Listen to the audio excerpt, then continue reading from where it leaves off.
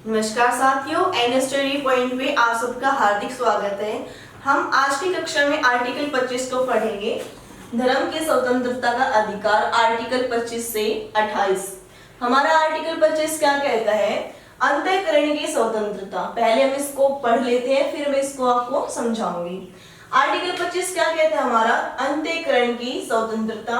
उसके बाद आर्टिकल 25(1) धर्म को अबाध रूप से मानने और आचरण और प्रचार करने की स्वतंत्रता देता है। और आर्टिकल 25(2) इस पर क्या लगाता है? प्रतिबंध लगाता है कि धर्म के नाम पर कोई ऐसा कृत्य नहीं किया जाएगा जो सार्वजनिक व्यवस्था, सदाचार, जनता के विरुद्ध हो, जैसे कि मानव बलि, शिशु बलि या फिर अस्पृश्यता आदि। और क्या जो जबरन धर्म परिवर्तन किया जाता है दोस्तों, वो क्या है? लोक व्यवस्था के विरुद्ध होता है।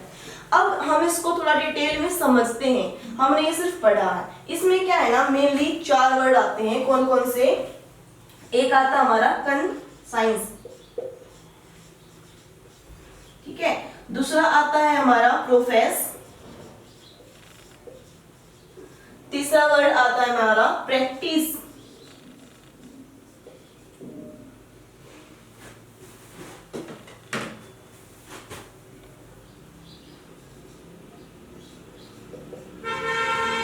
और चौथा वर्ड आता हमारा प्रोपोगेट।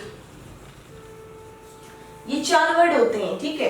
आप इसको एक एग्जाम्पल से समझ सकते हैं। जैसे मान लीजिए आपका जन्म क्या है, किसी हिंदू परिवार में हुआ है, ठीक है। तो आपके माता पिता क्या कहेंगे कि तुमको हिंदू धर्म को मानना है।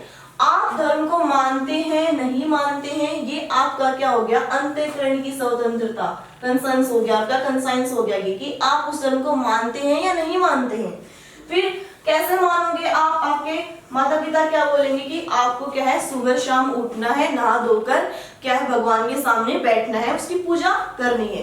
तो वो क्या हो गया हमारा प्रोफेस, कि हम किस तरह मानते हैं उसको। और फिर प्रैक्टिस किसको बोलेंगे? हम उस काम को क्या है? डेली करते हैं, ठीक है। जो काम रोज किया जाएगा उसको क्या, वो हमारा क्या हो जाएगा? अभ्यास हो जाएगा। तो उसको क्या बोलते हैं हम? प्रैक्टिस। हमने धर्म को माना ये नहीं माना, ये हमारी अंतःकरण की स्वतंत्रता है। उसके बाद हमने कैसे माना, मतलब इस बात का, अगर आपको कोई बाहर से आके बोले ना कि शिव जी की पूजा तुम्हें ऐसी करनी चाहिए, हनुमान जी की पूजा तुम ऐसे नहीं कर सकते, आपको कोई भी व्यक्ति बाध्य नहीं कर सकता इस चीज के लिए कि आप उसको कैसे मानते हैं। वो आपकी स्वतंत्रता है। आपके मन में भगवान के प्रति क्या भावना है, वो आपकी स्वतंत्रता है। बाहर से कोई व्यक्ति आकर आपको फोर्स नहीं कर सकता। अब आप इस काम को रोज करते हैं तो वो आपकी क्या बन गई? प्रैक्टिस। अब इतनी प्रैक्टिस हो गई आपकी, आप यह सोचने लगे कि मैं बाहर जाकर लोगों को ये बात बताऊंगा।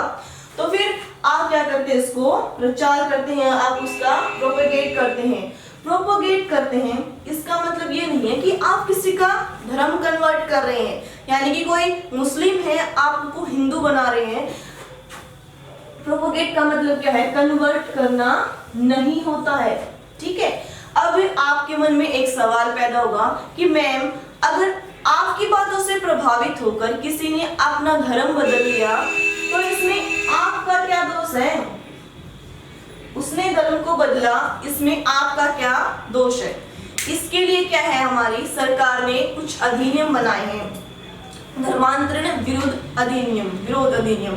इसमें क्या होता है, अगर आपने अपना धर्म चेंज किया है तो सरकार आपसे पूछेगी कि आपके ऊपर कोई मानसिक दबाव तो नहीं डाला गया था, आपको फोर्स तो नहीं किया गया था ये धर्म अपनाने के लिए। तो इसलिए प्रोपोगेट का मतलब क्या है? कन्वर्ट करना नहीं होता। और यही कुछ बातें इसमें लिखी हुई है। जैसे एग्जाम्पल लिखा गया कि मानव बलि, शिशु बलि, अस्पृश्यता। इसका मतलब कुछ मंदिरों में क्या है? महिलाओं के प्रवेश को वर्जित किया जाता है। वो क्या है? हमारे आर्टिकल 25 के खिलाफ है। वो आर्टिकल 25 के क्या है? खिलाफ है। अब एक पॉइंट और आता है आर्टिकल 25 में, क्या कि हम धर्म को अपना रहे हैं, लेकिन ऐसे अंधविश्वासों को अपनाने का अधिकार हमें आर्टिकल 25 नहीं देता, जो क्या है? समाज में कुरीतियां फैलाता है। जैसे सती प्रथा थी, क्या था? उसको पति के साथ क्या किया जाता था? जला दिया जाता था। तो वो क्या है? राजा राम मोहन राय ने अंग्रेजों की सहायता से 1800 29 में क्या कर दिया, उसको बैन करवा दिया। आजकल तो कहीं भी सती प्रथा नहीं देखी जाती। आर्टिकल 25 हमने पढ़ लिया है, अब आर्टिकल 26 पढ़ते हैं हम। आर्टिकल 26 हमें क्या कौन सी फ्रीडम देता है हमें, जो हम धर्म अपना रहे हैं, जो हमने धर्म को अपनाया उसका प्रबंध करने की स्वतंत्रता कौन देता है हमें, आर्टिकल 26 देता है। आर्टिकल 26 क्या देता है, धर्म का प्रबंधन करने की स्वतंत्रता।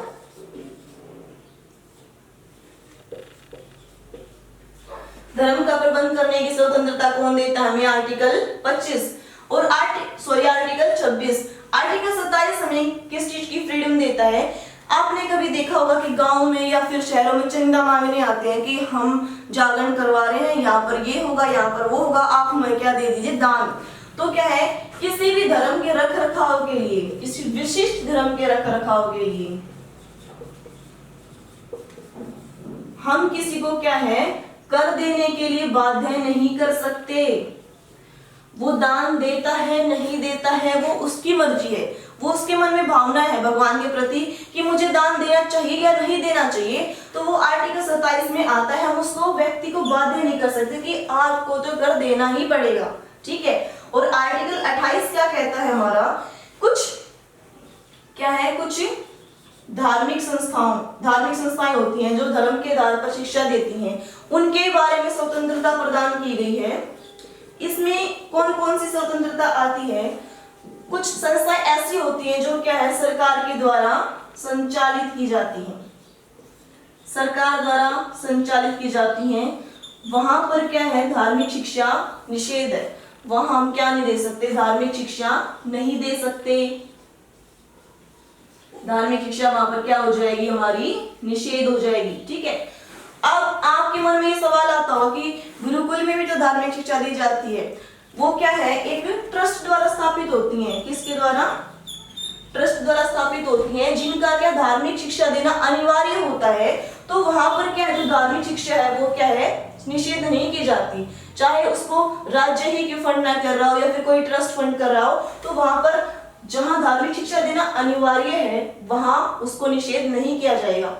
और तीसरी बात क्या आती है आर्टिकल 28 में, तीसरी बात ये आती है कि आप स्कूल में पढ़ रहे हैं, आपका बच्चा स्कूल में पढ़ रहा है, तो आपका बच्चा छोटा, उसको नहीं पता उसको क्या शिक्षा दी जा रही है। अगर टीचर्स आपको धार्मिक शिक्षा प्रदान कर रहे हैं तो उनको यह देने से पहले उनके पेरेंट्स से पूछना पड़ेगा कि हम आपके बच्चे को धर्म के आधार पर कुछ शिक्षा दे सकते हैं क्या। मान लीजिए आप मुस्लिम हैं या फिर जैनिज्म या बुद्धिज्म में कुछ भी है और आपको जो प्रेयर होती है हमारे स्कूल में वो हिंदू धर्म की करवाई जा रही है, तो आपको क्या है, बाध्य नहीं किया जा सकता कि आप उस प्रार्थना को गाएं। जो आपके मन में भावना है ईश्वर के प्रति, आप जो प्रे करना चाहते हैं, प्रार्थना करना चाहते हैं, आप अपने धर्म के हिसाब से कर सकते हैं, आपको फोर्स नहीं किया जा सकता। तो साथियों, आज की कक्षा में हमने जाना धर्म की स्वतंत्रता का अधिकार आर्टिकल 25 से 28, ठीक है।